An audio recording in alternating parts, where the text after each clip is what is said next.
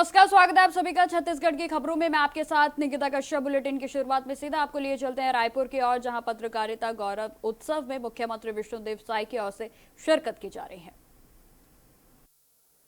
छत्तीसगढ़ के लिए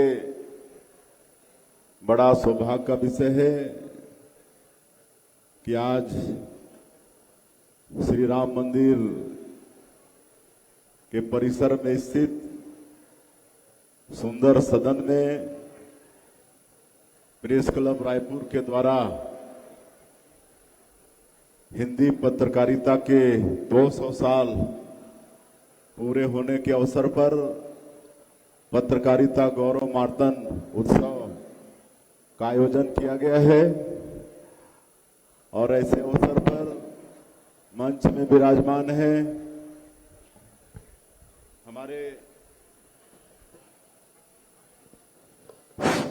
हमारे प्रदेश के वित्त मंत्री, जिनका ओजस्वी उद्बोधन हम सभी लोग सुने, आदरणीय श्री ओपी चौधरी जी, रायपुर उत्तर के विधायक श्री पुरंदर मिश्रा जी, और आज के इस उत्सव के मुख्य वक्ता वरिष्ठ पत्रकार और इंडिया हैबिटेट सेंटर के डायरेक्टर श्री के.जी. सुरेश जी, राम मंदिर समिति के उपाध्यक्ष श्री सुनील रामदास जी, प्रेस क्लब रायपुर के अध्यक्ष मोहन तिवारी जी, उपाध्यक्ष दिलीप साहू जी, और इस कार्यक्रम के बहुत अच्छे से संचालन कर रहे अनिल द्विवेदी जी, हमारी बहन, और नीचे हमारे निगम मंडल के चेयरमैनगण बैठे हैं,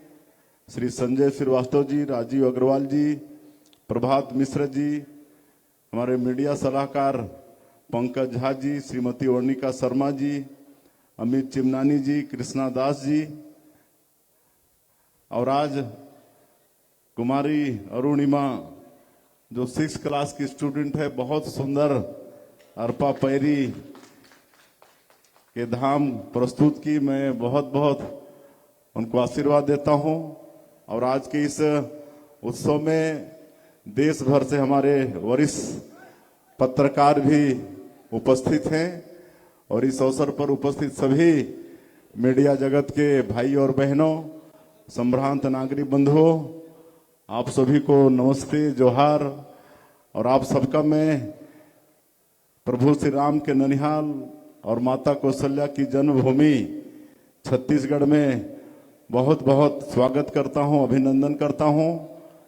और इस आयोजन के लिए रायपुर प्रेस क्लब का मैं बहुत आभार व्यक्त करता हूं, जिन्होंने हमें भी इस कार्यक्रम में बुलाया और आप सब लोगों के दर्शन लाभ का सौभाग्य मिला है। रायपुर प्रेस क्लब का इतिहास काफी समृद्ध रहा है। यह प्रेस क्लब देश का एक पुराना और प्रतिष्ठित प्रेस क्लब है, और ऐसे आयोजन पत्रकारिता और पत्रकारों के प्रति रायपुर प्रेस क्लब की प्रतिबद्धता का सुंदर प्रमाण है। रायपुर में पत्रकारिता की लंबी परंपरा रही है, और इस शहर की पत्रकारिता ने एक से बढ़कर एक शिखर पुरुष दिए हैं। मधुकर खेर जी, जिनके नाम पर आपका प्रेस क्लब है, मायाराम सुरजन जी, ललित सुरजन जी, रमेश नैयर जी, बबन जी, ऐसे अनेक संपादकों और पत्रकारों ने इस परंपरा को बढ़ाया है। सही मायने में मीडिया लोकतंत्र की आधारशिला है। देश के स्वतंत्रता आंदोलन से लेकर सामाजिक कुरीतियों को खत्म करने में पत्रकारिता की अहम भूमिका रही है। 30 मई 1826 को देश का पहला हिंदी समाचार पत्र उदंड मार्तंड का संपादन श्री जुगल किशोर शुक्ल जी द्वारा कोलकाता से किया गया। पिछले 200 वर्षों का हिंदी पत्रकारिता का यह कालखंड हर देशवासी को गौरवान्वित करने वाला है। देवऋषि नारद को हम सनातन परंपरा में आदि पत्रकार मानते हैं। इसलिए सभी पत्रकार बंधु नारद जयंती उनके सम्मान में मनाते हैं।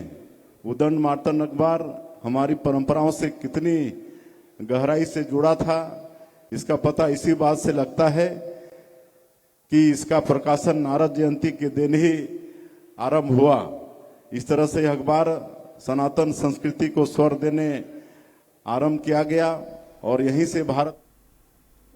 तो आप रायपुर से सुन रहे थे मुख्यमंत्री विष्णुदेव साय को। अब खबरों में आगे बढ़ते हैं। खबर सूरजपुर जिले से है, जहां शिवनंदपुर नगर में पंचायत चुनाव प्रचार अभियान में पहुंचे छत्तीसगढ़ के उप मुख्यमंत्री अरुण साव ने भाजपा के प्रत्याशियों के समर्थन में चुनावी सभा को संबोधित किया और जहां उन्होंने जनता से बीजेपी के पक्ष में मतदान करने की अपील करते हुए नगर पंचायत अध्यक्ष पद के उम्मीदवार की जीत का भरोसा जताया है।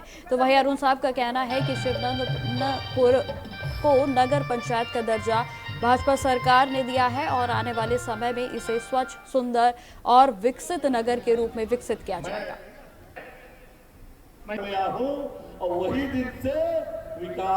शिवनंदनपुर नगरीय निकाय गठित होने के बाद, नगर पंचायत बनने के बाद ये पहला नगर पंचायत का चुनाव हो रहा है। 21 अक्टूबर 2024 को हमारी सरकार ने शिवनंदनपुर को नगर पंचायत बनाया है और ये पहला चुनाव है। शिवनंदनपुर का सर्वांगीण विकास हो, शिवनंदनपुर स्वच्छ, सुंदर और सुविधापूर्ण शहर बने, इसके लिए शिवनंदनपुर की जनता से हम आग्रह करने आए हैं कि यहाँ कमल खिले ताकि शिवनंदनपुर का सुव्यवस्थित रूप से विकास हो। लोगों में जो उत्साह दिख रहा है, लोगों में जो प्रसन्नता दिख रही है, वो स्पष्ट करता है कि शिवनंदनपुर में न केवल अध्यक्ष पद पर हम ऐतिहासिक वोटों से जीतने वाले हैं, वरन सभी 15 वार्डों में कमल खिलने वाला है। खबरों में आगे बढ़ते हैं। राज्यपाल रमन डेका से आज लोक भवन में general officer commanding in chief central commandant के लेफ्टिनेंट जनरल अघिनघा सेन गुप्ता ने सौजन्य भेंट की। जहां आपको बताते चलें कि इस अवसर पर हेडक्वार्टर कोसा के कमांडर ब्रिगेडियर टीएस बावा, तो वहीं उनके साथ एमपी एरिया जबलपुर के COC lieutenant general HS Vadra भी उपस्थित रहे। जानकारी देते चले कि लोक भवन में हुई इस शिष्टाचार की मुलाकात के दौरान विभिन्न विषयों पर विचार विमर्श किया गया। तो वहीं राज्यपाल ने सेना के अधिकारियों का स्वागत किया और साथ ही साथ सौहार्दपूर्ण संवाद भी उनकी ओर से किया गया।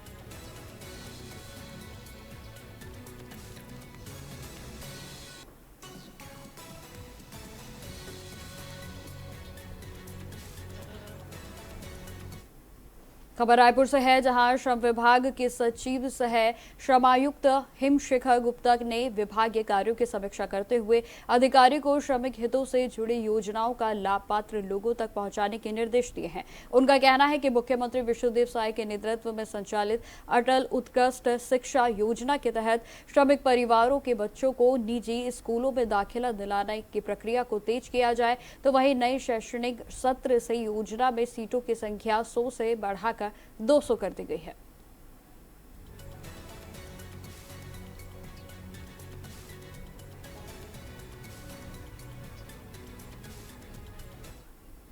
खबर दुर्गापुर से है, जहां पंचायत कार्यालयों और नगर कार्यालयों में भेजे गए परिपत्र को लेकर अब राजनीतिक माहौल पूरे तरीके से गर्मा गया है। आपको बताते चले कि बीजेपी के नेता अभिजीत दत्ता ने इस परिपत्र पर सवाल उठाते हुए प्रशासन की भूमिका की आलोचना की। उनका कहना है कि ऐसे निर्देशों की पारदर्शिता और उद्देश्य को जनता के सामने स्पष्ट किया जाना चाहिए। आगे उन्होंने क्या कुछ कहा, सुनिए।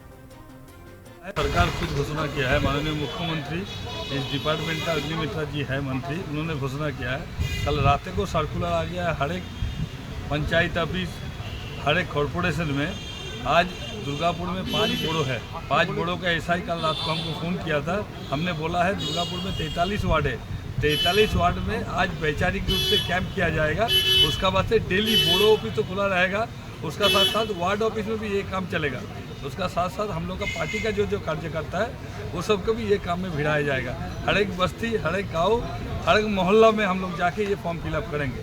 कितने सारे आज तो एक एक बोर्डो में 10,000 करके फॉर्म आया हुआ है। जितना फॉर्म का जरूरत है सभी फॉर्म मिलेगा।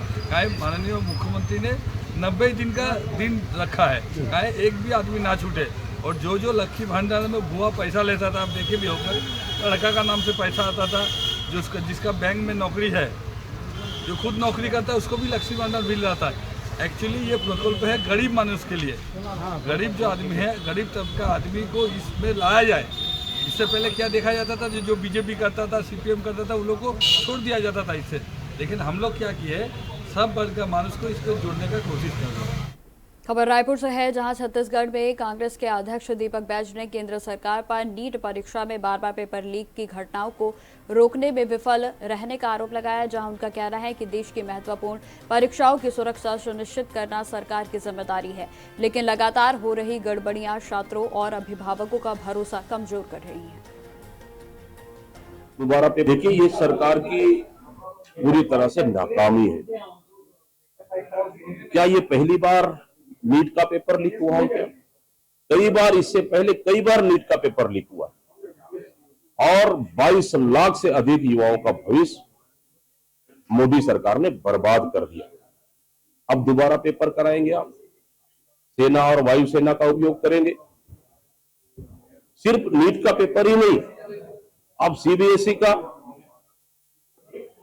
कंप्यूटर से पेपर जांचने का मामला भी हमारे नेता माननीय राहुल गांधी जी उठाए हैं लगातार। मतलब युवाओं के भविष्य, चाहे सीबीएसई हो, चाहे नीट हो, चाहे मेडिकल एग्जाम हो, हर जगह में कहीं ना कहीं पूरी तरह से ये सरकार युवाओं के भविष्य खिलवाड़ कर रही है। पेपर लीक लगातार हो रही है। आखिर किसको फायदा पहुंचाने के लिए?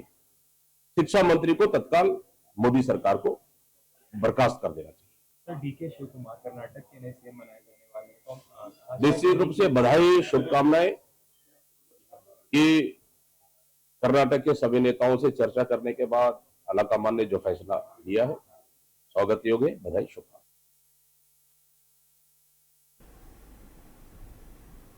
तो छत्तीसगढ़ के पूर्व मुख्यमंत्री भूपेश बघेल पंजाब के दौरे पर हैं और जानकारी के अनुसार इस दौरे के दौरान भी पार्टी के संगठन, आगामी रणनीति तो वहीं कार्यकर्ताओं के साथ महत्वपूर्ण बैठकों में हिस्सा ले रहे हैं। जानकारी यह भी देते चले कि कांग्रेस के नेतृत्व राज्य स्तर पर संगठन को मजबूत करने और आगामी चुनावी चुनौतियों को लेकर सक्रिय नजर आ रहे हैं।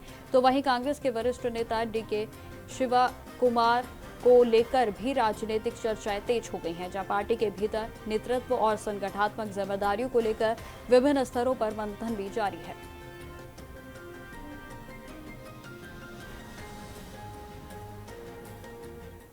कल पंजाब के मामले में खड़गे साहब और राहुल जी और किसी वेणुगोपाल जी ने बैठक ली और मैं भी उसमें उपस्थित था। मैराथन बैठक हुई, करीब 3 घंटा बैठक चली है और उसमें सभी मुद्दों पर चर्चा हुई। और चूँकि अब चुनाव वहाँ कुछ महीने बचे हैं, तो उसके पहले तैयारी कि हमको किस प्रकार से चुनाव में उतरना है, उसकी तैयारी के संदर्भ में बहुत विस्तार से चर्चा हुई। सर, कर्नाटक में आज विधायक दल की बैठक होनी है, डीके शिव कुमार मुख्यमंत्री बनना लगभग तय है, तो अब वो विधायक दल की बैठक के इंतज़ार हम लोग करना चाहिए और औपचारिक जो घोषणा होगी उसके बाद ही हम लोग कुछ बोलेंगे।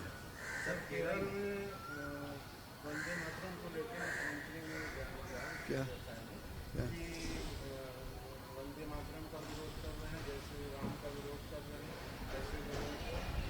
खबरों में आगे बढ़ते हैं। महासमुंद जिले के पिथौरा विकास खंड में राष्ट्रीय शिक्षा नीति 2020 के अनुरूप परीक्षा के प्रश्न पत्रों और एकरूपता लाने के उद्देश्य से 5 दिवसीय ब्लूप्रिंट प्रशिक्षण सफलतापूर्वक संपन्न हुआ है।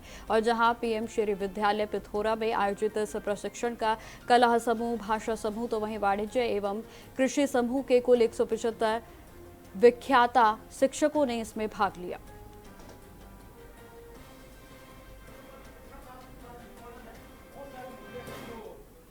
तो खबरों में आगे बढ़ते हैं। अब खबर बालोदा बाजार से है, जहां छत्तीसगढ़ जिला सहकारी बैंक के अध्यक्ष निरंजन सिंह और उपाध्यक्ष अनिमेश कश्यप पहली बार जिला सहकारी बैंक पहुंचे और इस दौरान उन्होंने बैठक में समीक्षा की। तो वहीं आपको बताते चलें कि विभिन्न योजनाओं और बैंकिंग कार्यों की भी उनकी ओर से जानकारी ली गई है। अधिकारियों ने दोनों पदाधिकारियों का स्वागत किया। तो वहीं अध्यक्ष निरंजन सिंह का इस मौके पर कहना है कि सरकारी बैंक किसानों का अपना बैंक है, जो कि खाद, बीज, कृषि उपकरणों के लिए ऋण उपलब्ध कराने के साथ साथ धान खरीदी की व्यवस्था में भी महत्वपूर्ण भूमिका निभाता है। इसमें नहीं लगता कि हमारे किसान छूटे होंगे, छोटपट हो सकता है, लेकिन हमारा जो टारगेट था पूरे जिला सहकारी केंद्र बैंक रायपुर को सारे आज यहाँ समीक्षा बैठक लिए हैं, विभिन्न बैंकों का दौरा किए हैं, किस तरीके से क्या क्या दिशा निर्देश प्राप्त हुआ है इनको बता दें। धान खरीदी के बाद अब खाद की है और खाद और बीज का हमारा दायित्व मिलने के बाद हम पहली बार बलौदाबाद जिला जाए, उपाध्यक्ष जी और हम दोनों, और कुछ ब्रांच में भी गए, किसानों से भी मिले, और यहाँ उसके बाद बलौदाबाद जिले के जितने हमारे ब्रांच मैनेजर हैं उनसे भी समीक्षा के अब तक के ऋण वितरण से वसूली और आगामी हमारे जो खाद वितरण, बीज वितरण, और हमारा जो लक्ष्य है कि ग्रामीण अर्थव्यवस्था को मजबूत करना सहकारिता के माध्यम से, समूह आधारित जो ऋण बांटना है, छोटे छोटे व्यवसाय उनको देने का हमारा लक्ष्य है। उसके लिए हमने कुछ तय किया है कि आप उन्हीं प्रकार के लोन को कीजिए। रूटीन के जो काम हमारे होते हैं वो तो हमको करना ही है, इसके अतिरिक्त ग्रामीण अर्थव्यवस्था को मजबूत करना, सहकार से समृद्धि, आर्थिक गांव आर्थिक रूप से मजबूत हो, इन लक्ष्यों को लेकर। तो फिलहाल मेरे साथ इस बुलेटिन में इतना ही। देश दुनिया की तमाम खबरों की जानकारी के लिए बने रहे हमारे साथ। नमस्कार।